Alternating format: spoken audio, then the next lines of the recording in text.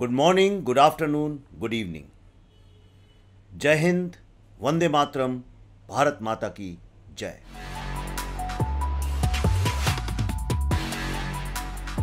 आप सबको भारत की आज़ादी की, स्वतंत्रता की बहुत बहुत हार्दिक शुभकामनाएं।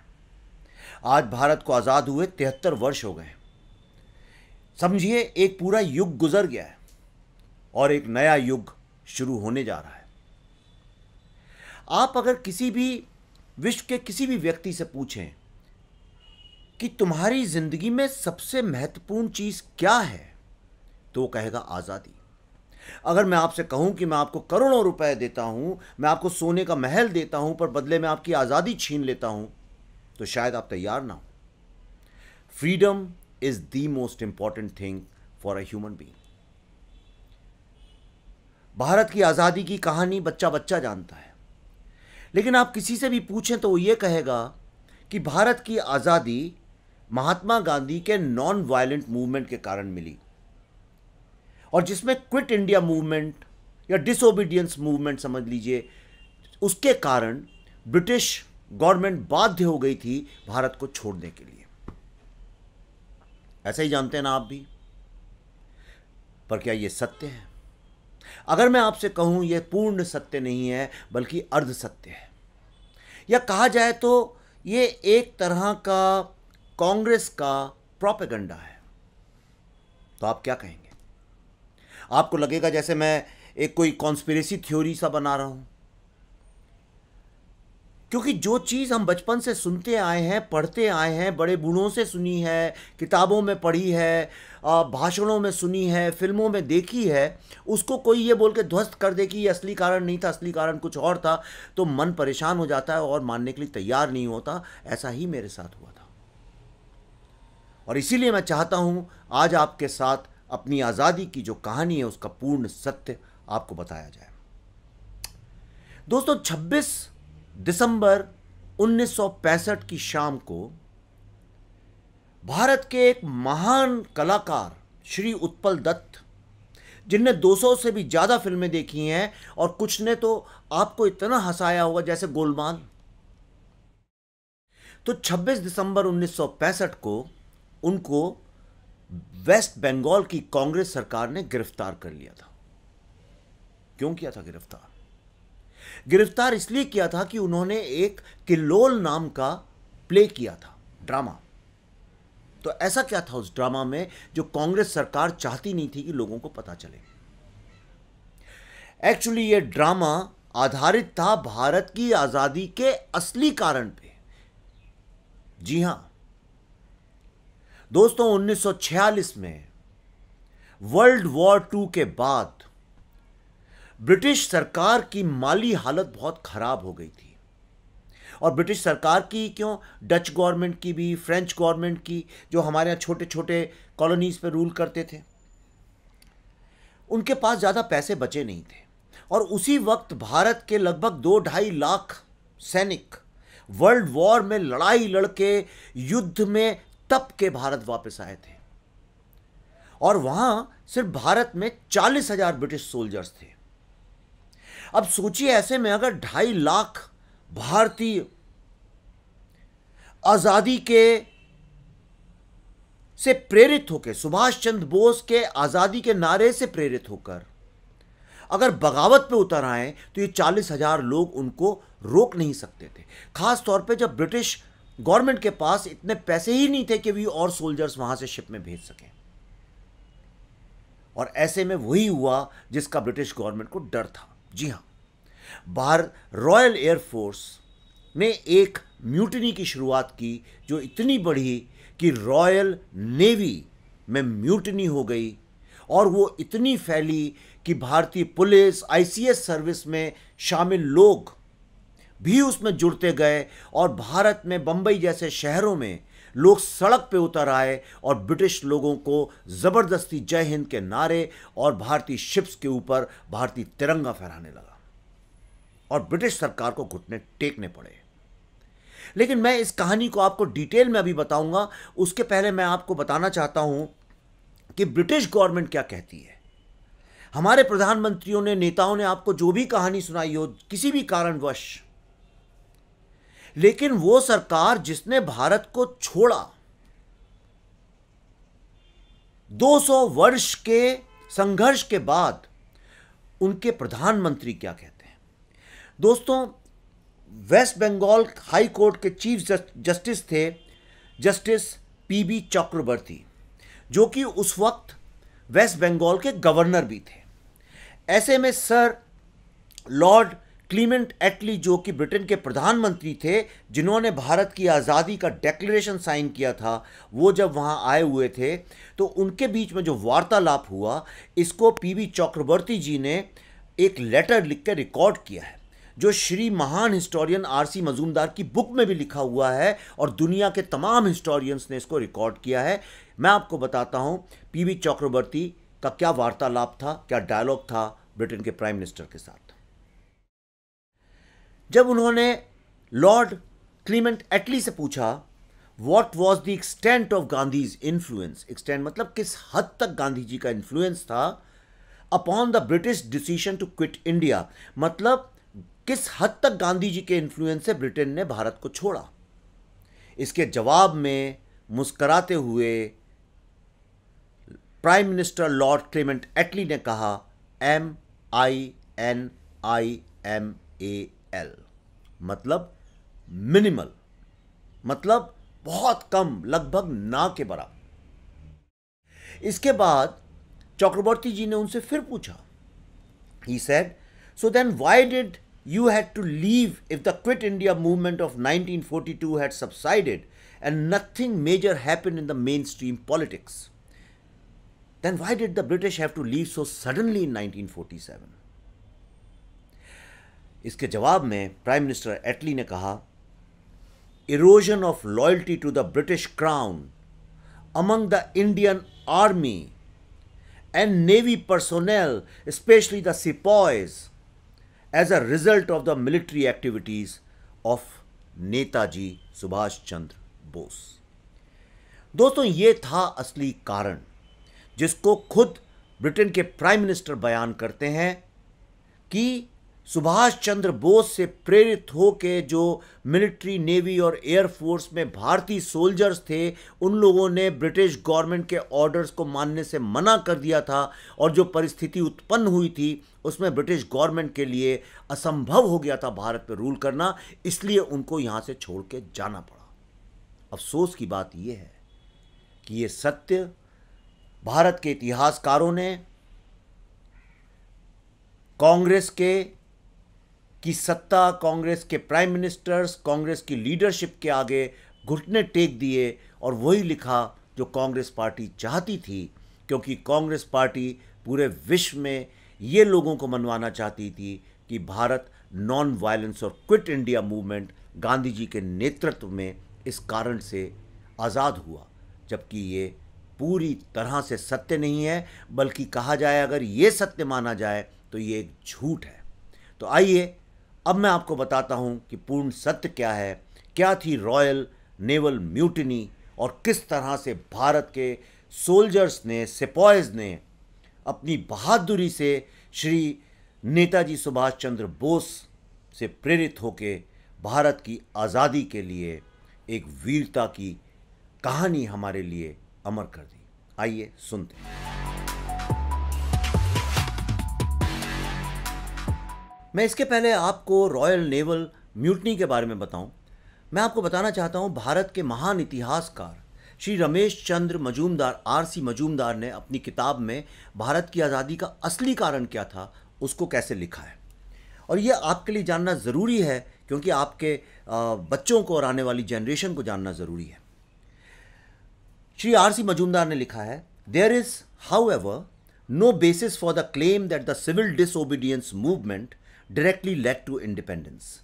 The campaigns of Gandhi came to an ignoble end about 14 years before India achieved independence. During the First World War, the Indian revolutionaries sought to take advantage of German help in the shape of war materials to free the country by armed revolt.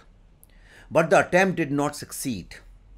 During the Second World War, Subhash Chandra Bose followed the same method and created the INA. The battles for India's freedom were also being fought against Britain, though indirectly by Hitler in Europe and Japan in Asia. None of these scored direct success, but few would deny that it was the cumulative effect that brought freedom to India.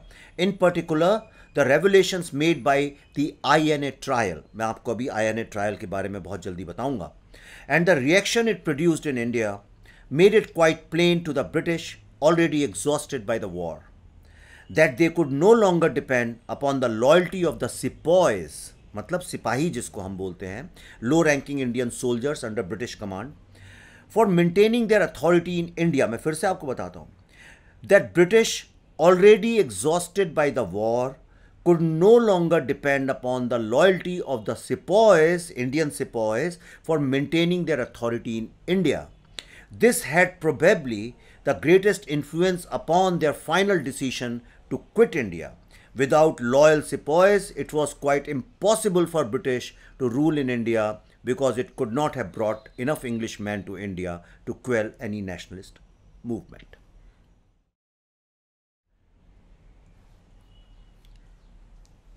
इक्कीस और 23 नवंबर 1945 को कोलकाता में सारे युवा लोग, तमाम activist और जैसे पूरा का पूरा जो है शहर उमड़ के ब्रिटेन के विद्रोह में खड़ा हो गया। इसमें कांग्रेस पार्टी, मुस्लिम लीग और INA के लोग भी इन्वॉल्व थे।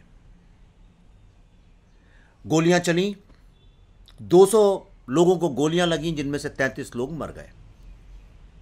लेकिन ब्रिटेन गवर्नमेंट ने सिर्फ INA के लोगों को गिरफ्तार किया और इनमें से एक अब्दुल रशीद खान के ऊपर केस चला के 7 साल की सजा दी, जिससे लोग बहुत भड़क उठे इस पक्षपात के कारण, जबकि इसमें कांग्रेस और मुस्लिम लीग के लोग भी इन्वॉल्व थे, कम्युनिस्ट लोग भी इन्वॉल्व थे।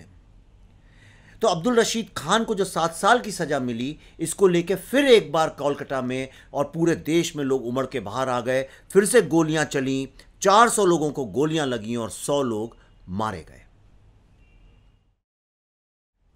इसी के साथ 1945 में जब नेताजी सुभाष चंद्र बोस के प्लेन क्रैश की खबर आई थी और ऐसा माना जा रहा था कि शायद वो जिंदा हैं या नहीं हैं, इस पर डिबेट चल रही थी। एक तरफ कांग्रेस ये प्रचार कर रही थी और ब्रिटेन गवर्नमेंट की वो मर चुके हैं, लेकिन भारत के लोगों का विश्वास था कि शायद वो जिंदा हैं। और इसके बाद ब्रिटेन गवर्नमेंट ने INA के 3 लोगों के ऊपर केस किया, जिसका कि ओपन रेड फोर्ट में, दिल्ली में जो लाल किला है, वहाँ पे इनके ऊपर केस चला, कोर्ट मार्शल का केस चला। और ये 3 लोग थे, कर्नल प्रेम सिंह, जनरल शहनवाज खान और कर्नल गुरबख्श सिंह ढिल्लो। और इससे लेके पूरे राष्ट्र में एक बहुत रोष, बहुत एक असंतोष की भावना फैली और ये धीरे धीरे असंतोष जो था रॉयल नेवी में पहुंचा। लेकिन इसी वक्त में गांधी जी, मौलाना और जिन्ना तीनों आपस में इस बात की तैयारी कर रहे थे कि अगर नेताजी बोस कहीं गलती से भारत वापस लौट के आ जाएं तो किस तरह उनको ब्रिटिश गवर्नमेंट के हवाले कर दिया जाए। आप देखिए, ये 1940 और 50 के बीच की न्यूज़पेपर कटिंग है जो ऑथेंटिक सोर्स की है, आप खुद मेरी स्क्रीन पे देखिए। और तो और मैं इसके सपोर्ट में आपको एक बात बताना चाहता हूं। सर स्टैफर्ड क्रिप्स, जो कि मेंबर ऑफ पार्लियामेंट थे, उन्होंने जब ब्रिटिश पार्लियामेंट में एक डिबेट चल रही थी on the motion to grant Indian independence in British House of Commons, तो उसमें उन्होंने क्या कहा था?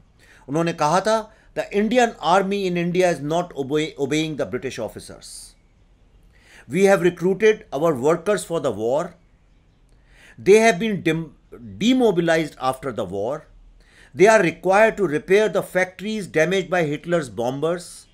Moreover, they want to join their kith and kin. After 5.5 years of separation, their kith and kin also want to join them. In these conditions, If we have to rule India for a long time, we have to keep a permanent British army for a long time in a vast country of 400 millions, and we do not have such army. तो एक तरफ Britain के पास ना तो पैसा था भारत को चलाने के लिए, ना ब्रिटेन के पास वर्ल्ड वॉर के पास आर्मी थी जो कि भारत में आर्मी और नेवी और एयरफोर्स में बढ़ता हुआ असंतोष था उसको दबा सके, और ना ही ये बढ़ता हुआ आईएनए और सुभाष चंद्र बोस के सपोर्ट में जो एक पूरा का पूरा उन्माद था उसको कंट्रोल कर सके। ऐसे वक्त में 1946 में फरवरी में एक ऐसी चीज हुई मुंबई में रॉयल नेवी में जिसके बाद ब्रिटेन के लिए भारत में बिल्कुल रुकना संभव नहीं था। तो आइए क्रमशः देखते हैं क्या हुआ था उस रॉयल म्यूटिनी में।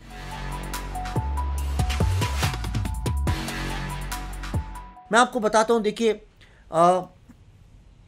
ब्रिटेन ने 1946 में जॉर्डन को भी आज़ाद किया, 1947 में पैलेस्टाइन को आज़ाद किया, 48 में श्रीलंका और म्यांमार को आज़ाद किया, 52 में इजिप्ट को, 57 में मलेशिया को, और तो और फ्रांस की भी इतनी माली हालत ख़राब थी कि उन्होंने 1949 में लाओस को, 53 में कंबोडिया को, 1954 में वियतनाम को आज़ाद किया।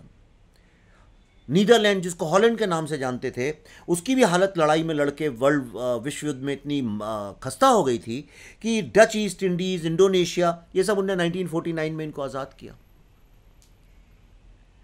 तो एक तरफ उनकी माली हालत खराब थी, दूसरी तरफ सुभाष चंद्र बोस और आईएनए, गांधी जी और बोस के बीच में एक तकरार, एक तरह का डिफरेंस ऑफ ओपिनियन था, और जिसको गांधी जी नहीं चाहते थे कि बोस जो है उभर के सामने आए। एक्चुअली बोस कभी भी गांधी जी की जो फ्रीडम की स्ट्रेटजी है उससे कभी उनने अग्री नहीं किया।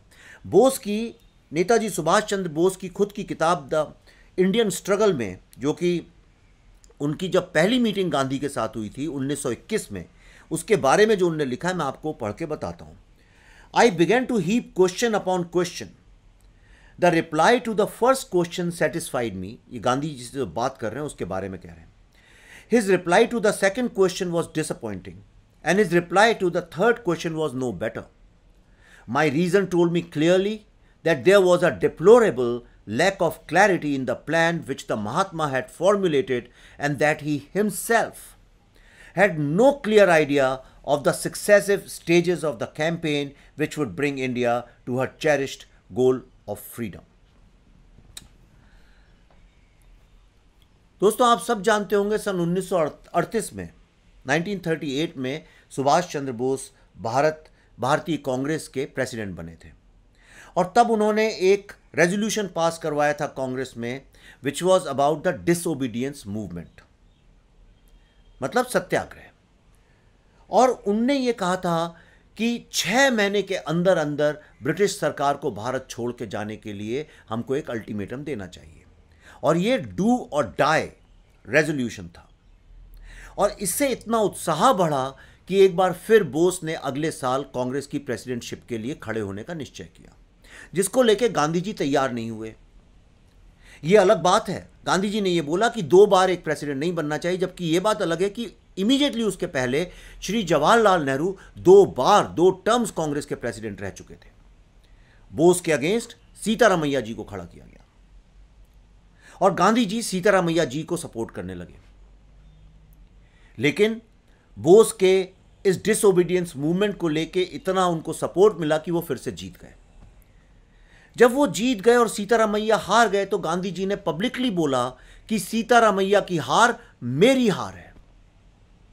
और उन्होंने एक इस तरह की राजनीति खेली और इस तरह से एग्जीक्यूटिव कमेटी को ब्लैकमेल किया इमोशनली, ये कोट अनकोट आपको बता रहा हूं, इमोशनली ब्लैकमेल किया, कि अंततः सुभाष चंद्र बोस को अपने पद से रिजाइन करना पड़ा। इसके बारे में महान दार्शनिक, इस शताब्दी के मेरे ख्याल से भारत के सबसे बड़े दार्शनिक, चिंतक, महान योगी और फ्रीडम फाइटर श्री औरोबिंदो घोष जी ने लिखा है। He said the Congress at the present stage What is it but a fascist organization? Gandhi is the dictator like Stalin. I won't say like Hitler. What Gandhi says, they accept, and even the working committee follows him. Then it goes to the All India Congress Committee, which adopts it, and then the Congress. There is no opportunity for any difference of opinion except for socialists who are allowed to differ provided they don't seriously differ.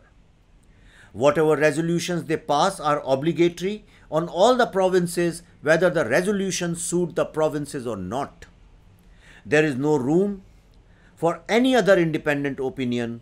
Everything is fixed up before, and the people are only allowed to talk over it, like Stalin's parliament. Like Stalin's parliament. ये कांग्रेस की executive committee की दशा श्री औरोबिंदो घोष जैसे महान व्यक्ति बताते हैं। सत्य और श्री औरोबिंदो शायद दोनों का अर्थ एक ही है। इसके बाद 1942 में गांधी जी ने एक सिविल डिसोबीडियंस मूवमेंट चलाया, डू और डाई, जबकि ये वही मूवमेंट था जो सुभाष चंद्र बोस ने सन 1938 में कांग्रेस की एग्जीक्यूटिव कमेटी में प्रपोज किया था। लेकिन उनके विजन को, उनकी स्ट्रेटजी को, उनके रेजोल्यूशन को गांधी जी के नाम के अंदर 1942 में चलाया गया, और ऐसा सारी दुनिया में एक हिस्ट्री क्रिएट की गई कि आज़ादी का जो मूवमेंट है वो महात्मा गांधी के कारण हुआ, जबकि इसके आर्किटेक्ट सुभाष चंद्र बोस थे। तो क्या है ये 1946 की नेवल म्यूटिनी, कैसे शुरू हुई और इसमें क्या क्या हुआ, मैं आपको अब डिटेल में बताता हूं।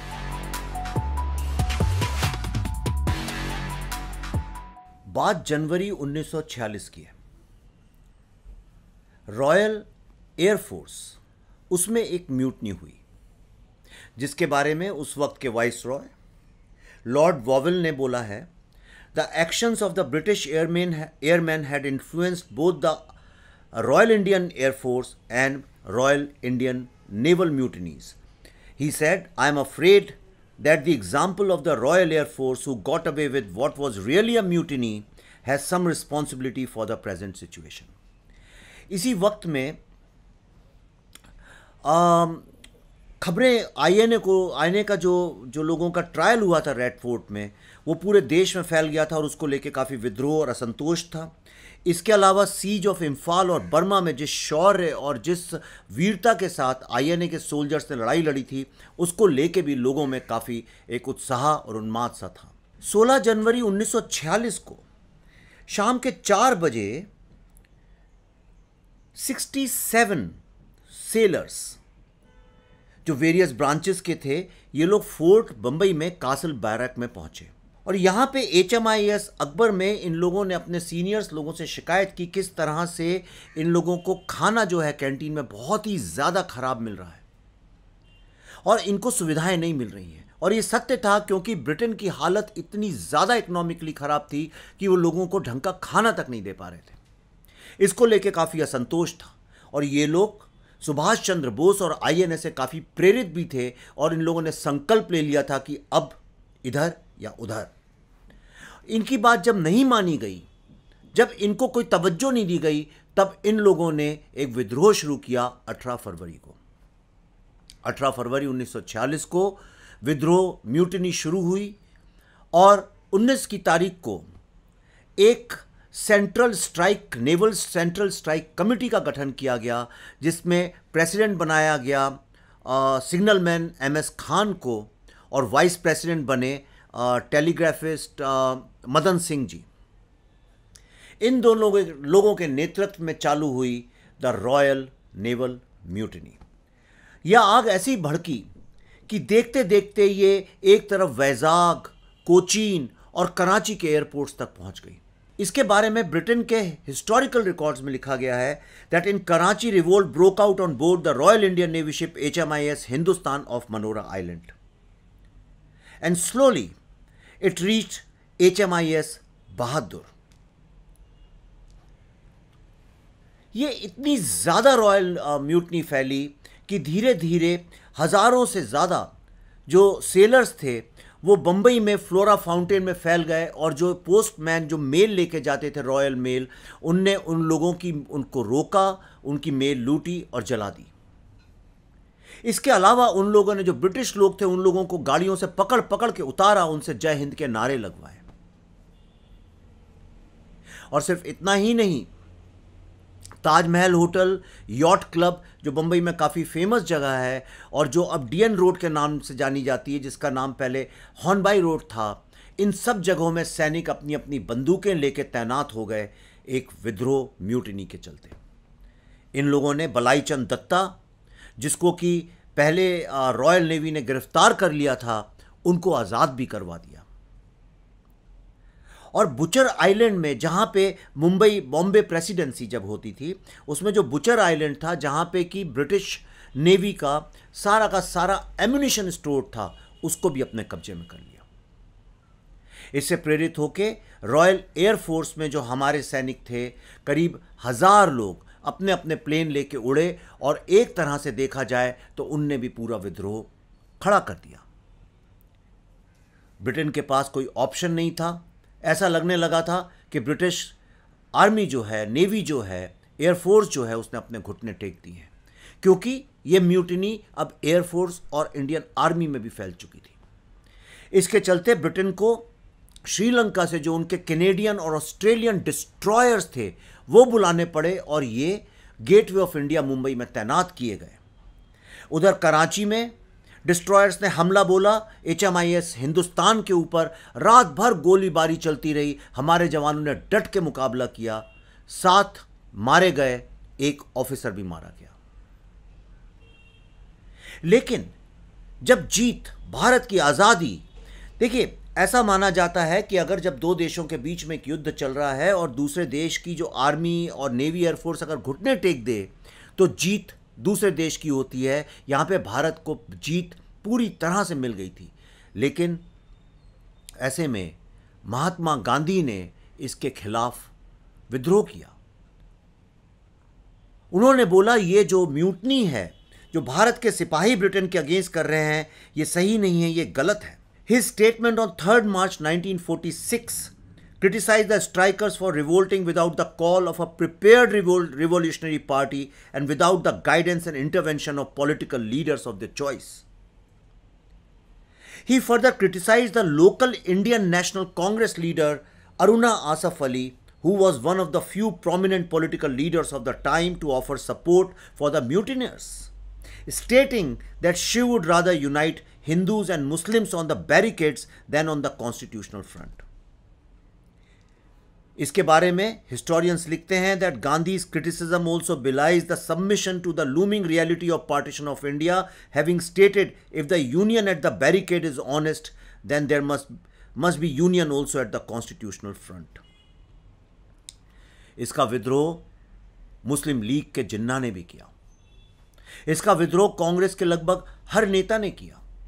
क्यों किया, ये अपने आप में एक रहस्य है, लेकिन इस म्यूटिनी ने ब्रिटिश गवर्नमेंट को इस हद पे लाके खड़ा कर दिया कि उसके बाद उनको लगा अब हम भारत के ऊपर और ज़्यादा रूल नहीं कर सकते।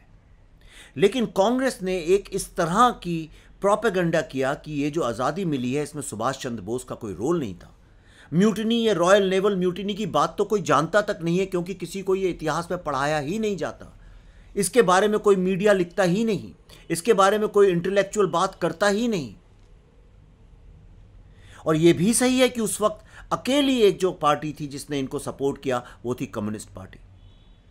और कोई बहुत बड़ी बात नहीं है कि इसके बाद कांग्रेसी, एक लॉयल कांग्रेसी अरुणा आसफ अली, जिनको गांधी जी ने कंडेम किया था, उन्होंने कांग्रेस छोड़ दी 1950 के लगभग, और उन्होंने जाके कम्युनिस्ट पार्टी ज्वाइन कर ली।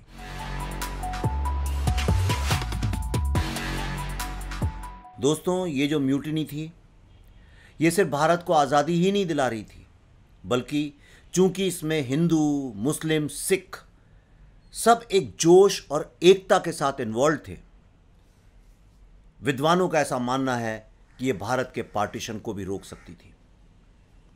लेकिन ऐसा हुआ नहीं। क्योंकि जो लीडरशिप थी, जो पॉलिटिकल लीडरशिप थी, वो इनके अगेंस्ट थी। पॉलिटिकल लीडरशिप मतलब महात्मा गांधी।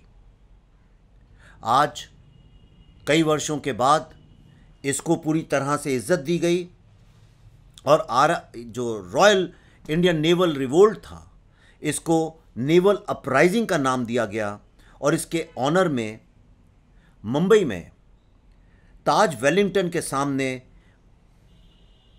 स्टैचूज बनाई गई, एक म्यूजियम बनाया गया जो आप स्क्रीन पे इनकी फ़ोटो देख सकते हैं, और मदन सिंह और बीसी दत्त, इनके नाम से इंडियन नेवी में 2 शिप भी इंट्रोड्यूस की गई। मैं आपको अंत में 2 चीज़ें पढ़ के बताता हूँ। जो वीकली इंटेलिजेंस समरी 25 मार्च 1946 को जो ब्रिटेन गवर्नमेंट बनाती थी, उसमें उनने एडमिट किया that the Indian army, navy and air force units were no longer trustworthy, and for the army only day-to-day estimates of steadiness could be made. The situation had thus been deemed the point of no return. इसका मतलब यह है कि British सरकार पूरी तरह से हार मान चुकी थी।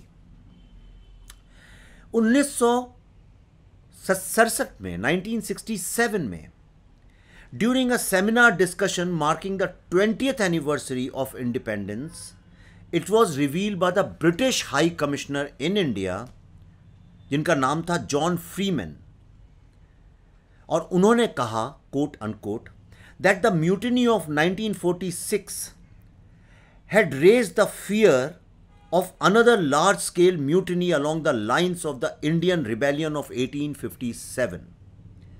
From the 2.5 million Indian soldiers who had participated in the Second World War, the mutiny had accordingly been a large contributing factor to the British government deciding to leave India.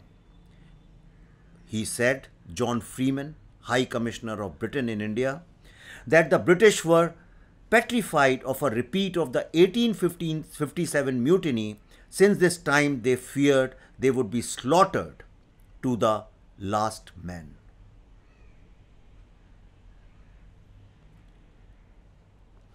Gandhi, Nehru, जिन्ना, मौलाना, इन लोगों ने हमारे ये जो असली स्वतंत्रता सेनानी थे, इन लोगों को पूरी तरह से अबेंडन कर दिया था और उनकी मदद करने के लिए उनने कुछ कहा भी नहीं।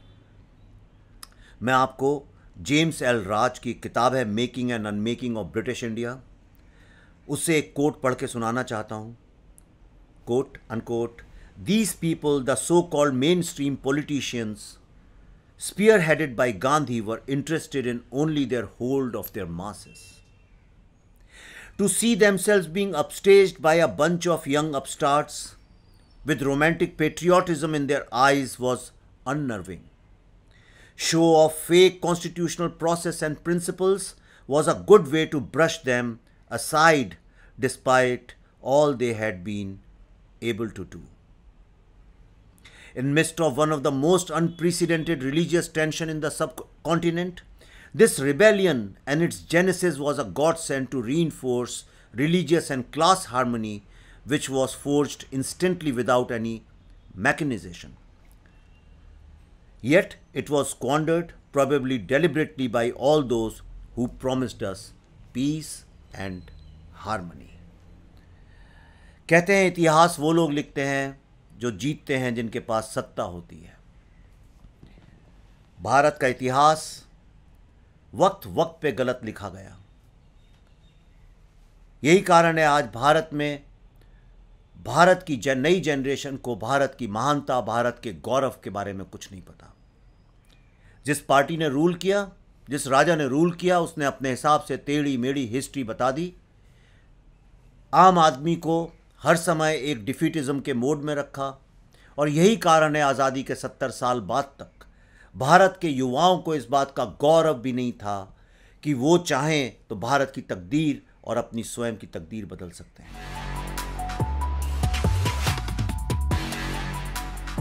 दोस्तों, आज सोशल मीडिया टेक्नोलॉजी का ज़माना है और जिस तरह से भारत का युवा भारत के इतिहास में इंटरेस्ट ले रहा है, मुझे लगता है ये तथ्य शायद आपको जान के आपको समझ में आया होगा कि अब आपका क्या कर्तव्य है, क्या दायित्व है।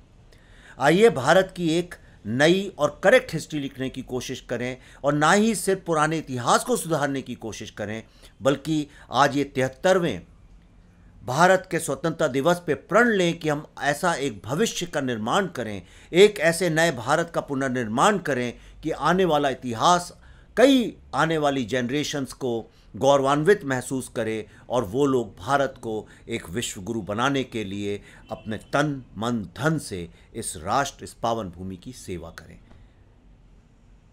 Good morning, good evening, good night and जय हिंद। आपको हमारा कार्यक्रम पसंद आ रहा है, इसका सबूत यह है कि आप लोग जो मुझे प्यार और सपोर्ट देते हैं। मैं आपसे फिर से एक बार हाथ जोड़ के विनती करता हूं, आप हमारे साथ जुड़ सकते हैं, हमारी मदद कर सकते हैं, क्योंकि इस कोरोना के कोविड के वक्त में बड़ा मुश्किल है इस तरह की चैरिटी सर्विस करना। लगातार आप तक सत्य, निडर होके, फियरलेसली सत्य और नई नॉलेज लेके आना। आप चाहें तो हमें रिसर्च के लेवल पे वॉलंटियर कर सकते हैं, जिस तरह से आज दृष्टिकोण.com ने एक बहुत ही महत्वपूर्ण रिसर्च हमारे साथ आज के एपिसोड में किया है।